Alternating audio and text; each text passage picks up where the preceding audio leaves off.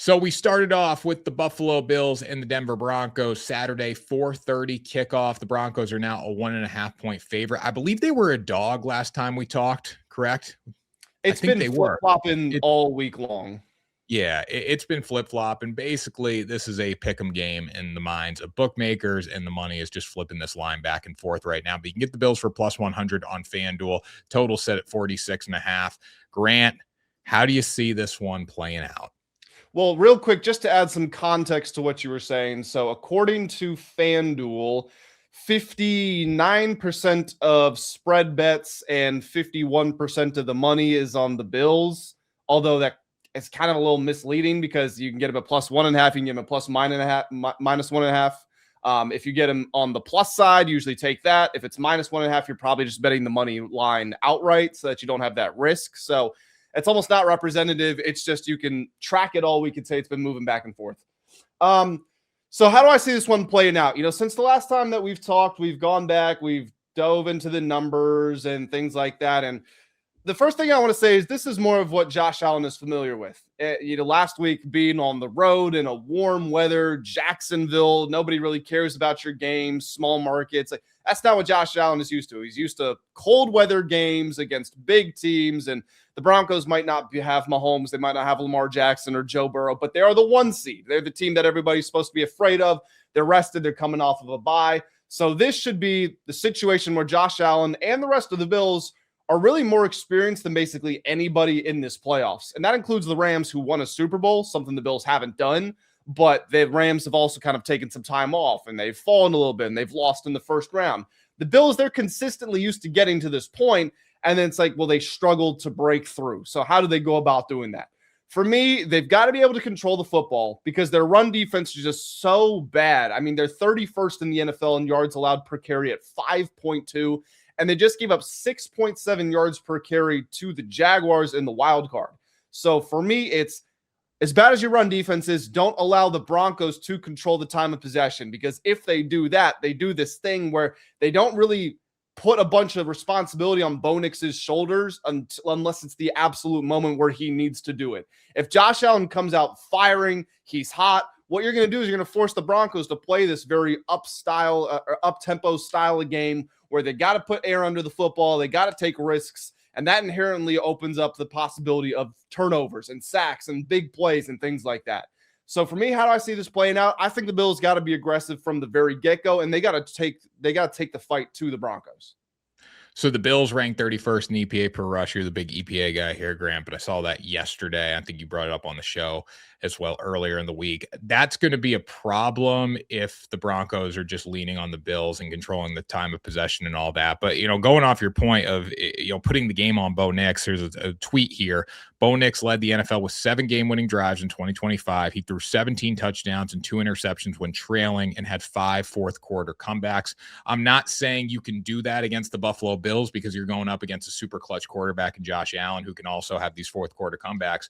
But Bo Nix has been really reliable with the game on the line. So we're dealing with the guy in Josh Allen who can take over games and win games in the fourth quarter. We're dealing with the same thing with the Denver Broncos and Bo Nix.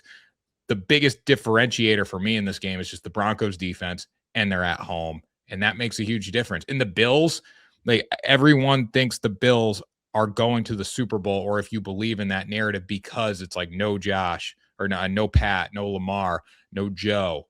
But in the end of the day, the Broncos are the much better team here, and they are at home, and they're only a 1.5 favorite.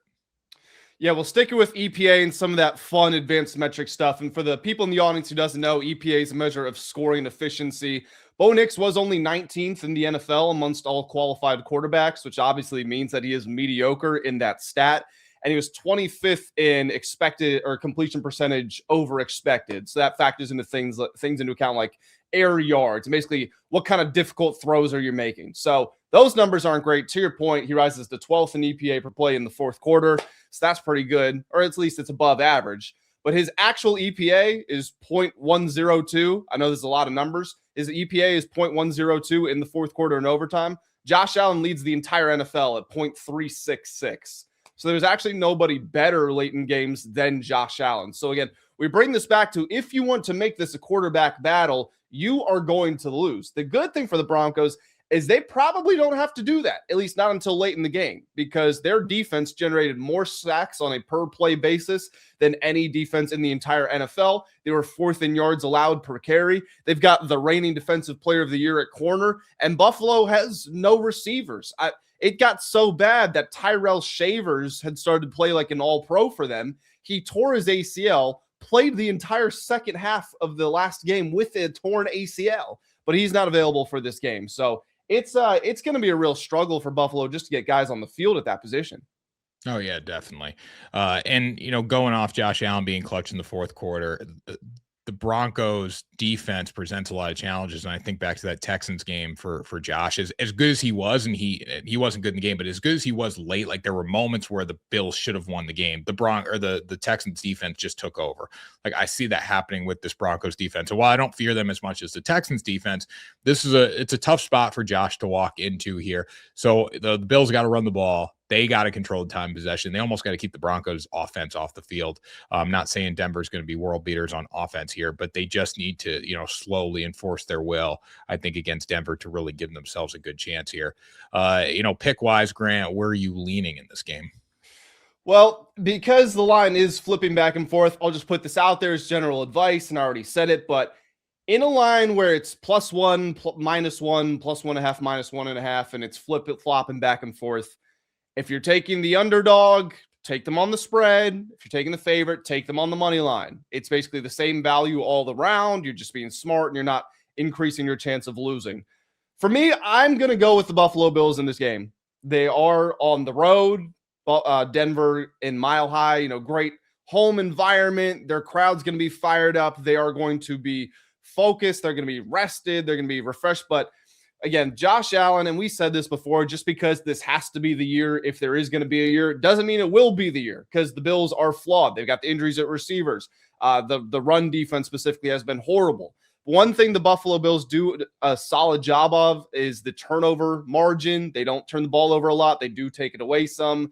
You're going against a Broncos team that also takes the ball away, but then they also are going to be willing to give it away if you make them throw the football. So again, I've said this several times, but if I am Sean McDermott and the Bills, I'm saying, Josh, we gotta have a hot start. None of this waiting for the fourth quarter. No comebacks. Let's get out there. Let's be aggressive early. Let's take the fight to them. It's a great defense. If we can prove early that we can score on them, they have to rethink their entire offensive game plan. And I think that's how you go about winning this game.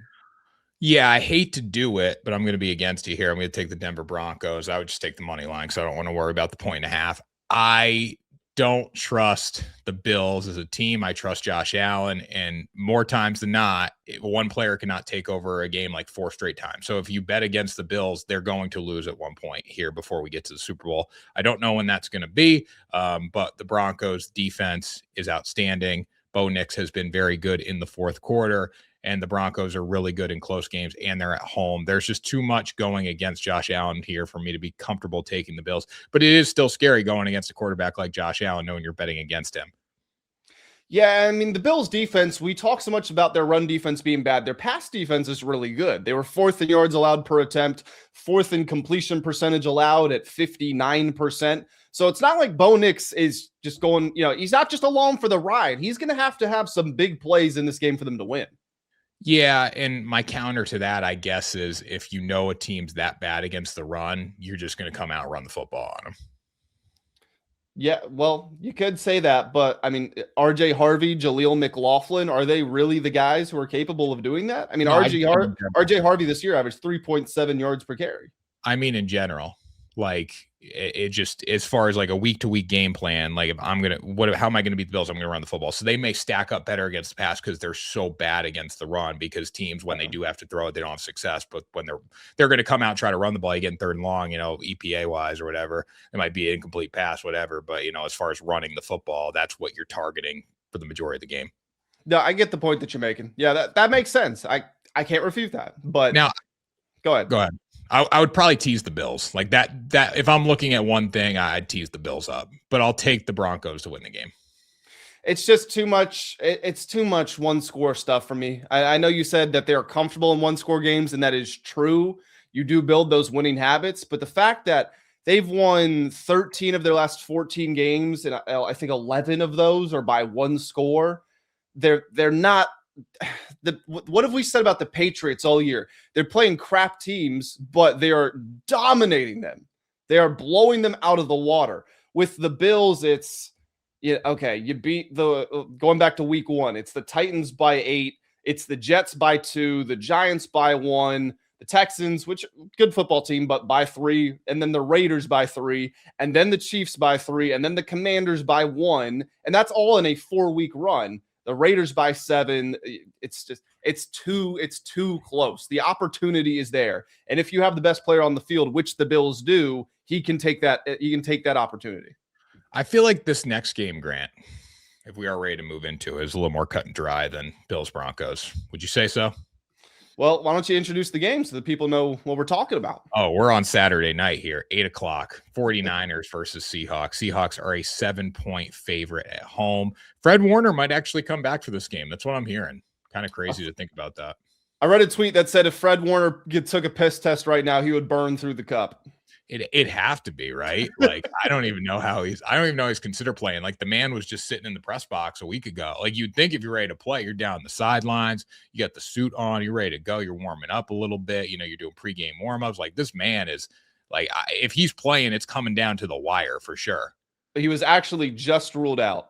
Okay, well, forget we said that. But Shefty on ESPN yesterday was like he had a chance of playing. So yeah, I mean, a dislocated and fractured ankle suffered in October. The fact he's even in contention is nuts. Yeah, so that if he was considering playing this week, this makes me think if they do win the game, which I don't think there's play next week. Yeah, he'll play next week. Okay, so I have 2 trends for you, Grant, and I think you'll like these a lot. Kyle Shanahan, 4-0 in the divisional round in his career, never lost. Brock Purdy, 4-0 on the road in Seattle, never lost. 4-0 against the spread as well. He was a favorite in all those games as just a little reference there. But Seattle is the better team. Sam Darnold dealing with the oblique injury, and Seattle just beat the Niners in week 18. So where do you see this one going, Grant? I don't see a lot of routes to victory for the San Francisco 49ers here.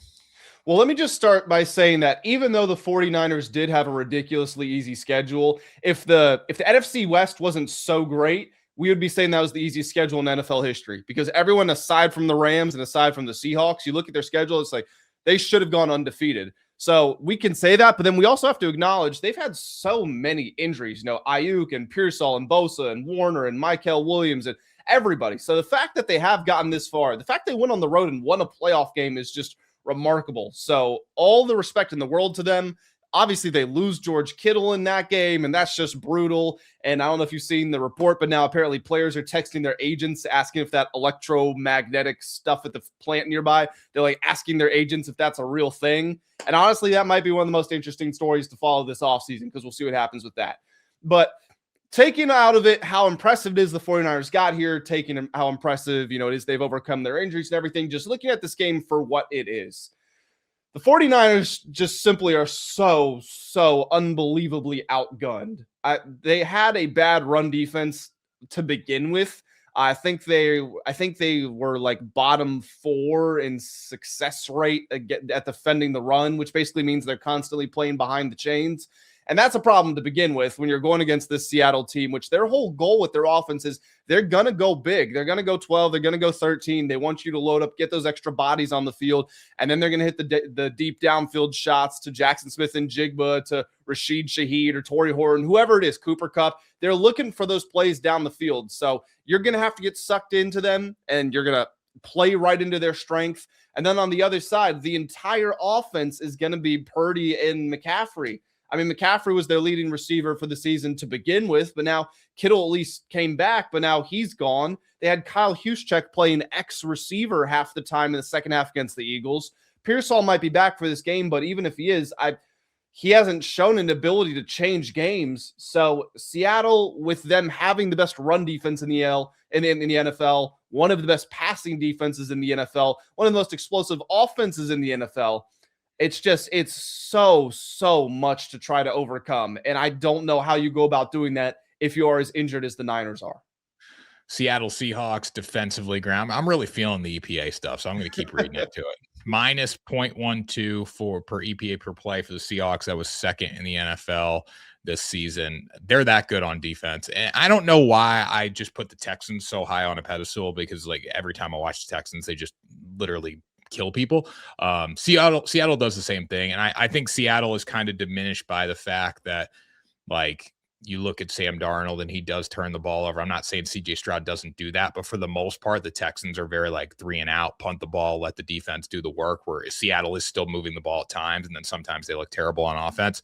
I don't see the route to victory for the San Francisco 49ers here one bit. Obviously there's a way for them to win the game. It needs to be like perfection, especially after George Kittle going out. That should be the final kind of nail in the coffin for them. Christian McCaffrey and Brock Purdy can only do so much in this game. You know, they just don't have enough to beat them, even though it's really hard to beat a team twice, and the Seahawks just beat them in week 18. I can't see a world where Seattle doesn't get it done, especially being at home here. Yeah, I think with the Texans comparison there, it's funny because you look at them as scary because they're just like, we're playing cover 5 and that's it. Come beat us. Come get past man coverage. And they want to make it a bar fight. Seattle, and that's not to diminish what they're doing because it's working well for them. They might have the best defense in the NFL. Seattle, it is more like there's some tactical adjustments behind it, and there's some post-snap rotations and things like that. So I think that's the difference. You just look at Houston like that's just scary, whereas Seattle, it's like they are excellent. But it's also not to diminish what Seattle's doing because, again, if Houston doesn't have the best defense, Seattle does, and vice versa. Go ahead. Houston's just like, we're going to rush 4 and we're just going to sack you time and time again. Pretty much. Yeah, the big question here for me, or really the big thing that 49ers, the players, the coaches, the fans, everybody should be looking for is something we've been talking about this entire show, which is Sam Darnold. I mean, he did have, I believe, 14 interceptions this year. Let me double check that. Yeah, 25 touchdowns to 14 interceptions. And that, I want to say, is the 3rd most in the NFL behind Tua and Geno Smith. I'm just going to double check that. He's the weaker version of Jameis Winston, and he's like old Baker Mayfield. I was correct. Geno had 17, Tua had 15, Darnold had 14. So yeah, 3rd most interceptions in the league. And San Francisco, they've got Shanahan's just a very smart guy, and Saleh's a very smart guy as well. And they've overcome injuries all year. I don't think they will be able to in this game, but if you give them the extra opportunities by turning the football over, then they probably will. So we're going to talk about CJ Stroud and the Texans in just a moment here. But one thing I'm emphasizing all week long, if I'm Mike McDonald, is defense. Go do your thing. Key in on Christian McCaffrey. We need multiple eyes on him everywhere he goes because they don't want to put the football anywhere else. They didn't want to put the football anywhere else when they were full strength. Now that they're diminished, the ball's going to him. And then offense, just if you have to, punt the ball. That's fine. Do not turn the football over because if you do, that's the only way we have a chance of losing. Yeah, exactly. I mean, if they just score a few points, punt, play defense, there's no reason Seattle isn't not only winning this game, but covering in this game. Yeah, I mean, let's not forget these teams did play in week 18. This is another actually very interesting fact that we haven't stumbled onto yet. The Seahawks and the Niners played in week 18. The Seahawks won by 10 points on the road. Here's something that's really interesting. We talk about the whole rest versus rust debate, right? The Seahawks, maybe physically they'll be a little rusty, but as far as mentally and preparation, the Seahawks have been preparing for the 49ers for 3 straight weeks now. Because they prepared to play them in week 18. They started to prepare for the Niners and the Eagles because they were just going to take the plan from whoever won that game. And now they know they're playing the Niners and they're planning for them again. So that's 3 straight weeks they have been preparing for this game. So that's something you don't get very often, but I have a feeling it's going to show up in this game. 13-3 in that one. Brock Purdy 19-27 with the interception. It's just not a good game for the San Francisco 49ers. And when we talked about that game on here, we knew it's like, this is the game that San Francisco kind of hits the wall because they don't have a defense that can do much. And obviously the defense held Seattle at 13 points, but offensively going against this unit, like it's the terrible combination of a terrible matchup because we don't have a great defense and our offense is going against a great defense. And for, the weeks leading into that game, they didn't really have that matchup. So I think people were putting San Francisco higher on a pedestal than they should have been. Yeah, and again, credit to the 49ers. I'm sure we've got 49ers fans watching this. Credit to your team, to your coaches, to everybody involved. The fact that they got to 12 wins is remarkable. The fact that they won a playoff game is remarkable. This is not to say anything bad about your team. It's just they don't have the bodies. They're missing like the majority of their best players. Definitely. Well, Grant, what do you got? Seattle I'm going to take Seahawks -7. I took it at -7.5. I don't know if it's down to -7 because of the Darnold news. I don't know if that's the sports books just baking in a half point in case Drew Lock is actually out there. But in all honesty, even if Drew Lock is out there, I could still see them covering. I could see the 49ers being held below 10 points just because I don't know who's going to really move the football aside from McCaffrey. And I know Robinson had a good game against the Eagles, but you should not be counting on that week in, week out. Drew Lock's a good enough backup to get it done here to win. I don't know cover. I mean, I bet if Drew Lock comes in, the spread drops down 5.5. I'd say 4.5, 5.5, something like that. Yeah. Yeah. It wouldn't be 3.5 with Drew Lock. So anyways, Grant, are we ready to move into Sunday? Well, you're taking Seahawks as well? Yeah. I've kind of made that clear, Grant. Seahawks -7. I just want to say before the year started, we did our division previews, all that. I had 3 sleeper teams. One of them was the Raiders. Didn't work out. I had the Seahawks and I had the Jags. So 2 out of 3 I nailed. All right. Well, the Raiders pick kind of diminishes a lot there because Geno Smith is terrible. Pete Carroll got fired. So you're in a tough spot. I wonder who the next coach is going to be. I don't know. It's a good job. Like I know Harbaugh took the Giants job and that's a good fit for him and all that because you have Jackson Dart and you're in a big market. But that Raiders job is good. Like people are saying, oh, it's not a great job. Like you get the first pick in the draft. You're in a major market and Tom Brady's in your organization. That's a good job. 100%.